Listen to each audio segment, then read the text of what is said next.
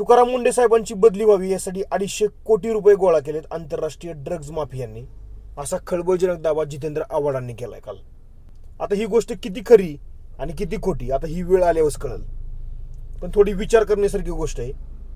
जी लोक भेसळ करत होती, फेक प्रोडक्ट बनवत होती, त्यांच्या दुकानांना कुलूप लागले जेव्हापासून तुकाराम मुंढे साहेब आलेत. ह्यांचा अख्खा धंदा बंद झालाय, कमिशन खायचं बंद झालंय, लोकांना लुबडायचं बंद झालंय, सामान्य जनतेला चांगल्या प्रकारचं प्रोडक्ट खायला मिळायला लागलेत. तर मग विचार करा, एवढ्या सगळ्या लोकांचा धंदा जर बसला असेल तुकाराम मुंढे साहेब आल्यापासून, तर मग बॅकग्राऊंडला नक्कीच काही ना काहीतरी हालचाली चालू झाल्या असणार आहेत तुकाराम मुंढे साहेबांची बदली करण्यासाठी. त्यामुळे तुकाराम मुंढे साहेबांची जर बदली झाली तर अख्खा महाराष्ट्र पेटून उठल्याशिवाय राहणार नाही. त्यामुळे तुम्ही 250 कोटी जमा करा नाहीतर 1000 कोटी जमा करा, तुकाराम मुंढे साहेबांची बदली होऊ शकत नाही. कारण तुकाराम मुंढे साहेब प्रामाणिकपणे काम करतायत, सामान्य जनतेच्या भल्यासाठी काम करतायत.